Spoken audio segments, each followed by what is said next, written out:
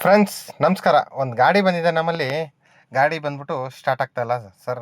ನಮ್ಮ ಫ್ರೆಂಡ್ಸ್ ಎಲ್ಲ ಸೇರಿದ್ದೀವಿ, break down ಆಗಿದೆ. ಸೊ ಬ್ಯಾಟ್ರಿ ಎಲ್ಲ ಜಂಪ್ ಕೊಟ್ಟಿದ್ದೀವಿ, ಗಾಡಿ ಸ್ಟಾರ್ಟೇ ಆಗ್ತಾಯಿಲ್ಲ ಸರ್. ಏನೋ ಮಾಡ್ತಾ ಇದ್ದೀವಿ, ತಲೆದ್ರೂ ಸ್ಟಾರ್ಟ್ ಆಗ್ತಾಯಿಲ್ಲ ಅಂತ. ಸೊ ಒನ್ ಬೈ ಚೆಕ್ ಮಾಡಿಕೊಂಡು ನಮಗೆ ಏನಾಗಿರ್ಬೋದು ನಮ್ಮ ಟೀಮ್ನ ಕಳಿಸ್ಕೊಟ್ಟೆ. ಸರ್ ಏನಾಗಿದೆ ಚೆಕ್ ಮಾಡ್ಕೊಂಡು ಬನ್ನಿ ನಮ್ಮದ್ರೆ ಎಮೋಸ್ ಟೀಮ್ನ ಕಳಿಸ್ಕೊಟ್ರೆ, ಅಲ್ಲಿ ನೋಡಿದ್ರೆ ನಮಗೆ ಪ್ರಾಬ್ಲಮ್ ಬಂದಿರೋದೊಂದು ಡಿಫ್ರೆಂಟು. ನೋಡಿ, ಬ್ಯಾಟ್ರಿದು ಮೈನ್ ಫ್ಯೂಸ್ ಬರುತ್ತೆ, ಕಾಣ್ತಾ ಇದೆಯಾ? ಬ್ಯಾಟ್ರಿದು ಮೈನ್ ಫ್ಯೂಸು. ಸೊ ಇವರು ಜಂಪ್ ಕೊಡೋ ಟೈಮಲ್ಲಿ ಏನೋ ಒಂದು ಬ್ಯಾಟ್ರಿನ ಉಲ್ಟಾ ಕೊಟ್ಟರೆ ಮಾತ್ರ ಒಂದು ಸ್ಟಾರ್ಟ್ ಆಗೋತ್ರ ಈ ಥರ ಪ್ರಾಬ್ಲಮ್ ಬರುತ್ತೆ. ಉಲ್ಟಾ ಕೊಟ್ಟರೆ ಮಾತ್ರ, ಪಾಸಿಟಿವ್ ನೆಗೆಟಿವ್ ಉಲ್ಟಾ ಕೊಟ್ಟರೆ ಮಾತ್ರ ಈ ಥರ ಒಂದು ಸಾಧ್ಯಗಳು ಬರುತ್ತೆ ಸುಮಾರು. ಸೊ ಇದನ್ನು ನಾವು ಸುಮಾರು ಸಲ ಹೇಳ್ತಾ ಇರ್ತೀವಿ, ಸರ್ ಎಕ್ಸ್ಟ್ರಾ ಫಿಟ್ಮೆಂಟ್ ಎಲ್ಲ ಮಾಡಿಸೋ ಟೈಮಲ್ಲಿ ಸರಿ ನೋಡ್ಕೊಂಡು ಫಿಟ್ ಮಾಡಿಸಿ ಅಂತ ಹೇಳ್ತಾ ಇರ್ತೀವಿ. ಸೊ ಒಂದು ಸ್ಟೀರಿಯೋ ಆಗಿರಲಿ, ರೂಟಿಂಗ್ ಕರೆಕ್ಟಾಗಿ ತೆಗಿಬೇಕಾಗತ್ತೆ.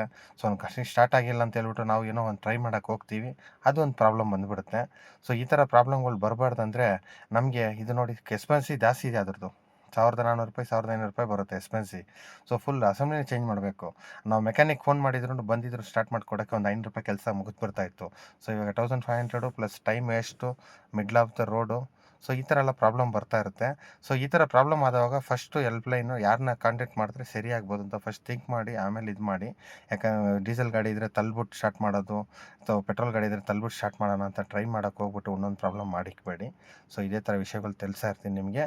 ಸಪೋರ್ಟ್ ಮಾಡ್ತಾಯಿದ್ದೀರಾ, ಇದೇ ಥರ ಸಪೋರ್ಟ್ ಮಾಡಬೇಕು ಅಂತ ಹೇಳ್ಬಿಟ್ಟು ಲೈಕು ಶೇರ್ ಮಾಡಿ ಅಂತ ಕೇಳ್ತಾ ಇರ್ತೀನಿ ಫ್ರೆಂಡ್ಸ್. ಇದೇ ಥರ ನಿಮಗೆ ಒಂದು ಚಿಕ್ಕ ಪ್ರಾಬ್ಲಮ್ ಗಾಡಿ ರೋಡಲ್ಲಿ ನಿಂತಿದೆ, ಫಸ್ಟ್ ಏನು ಮಾಡ್ಬೋದು, ಅದು ಏನಾಗಿರ್ಬೋದು ಬೇಸಿಕ್ ನಮ್ಗೆ ಗೊತ್ತಿರಬೇಕು. ಆವಾಗ ಈಸಿ ಆಗುತ್ತೆ.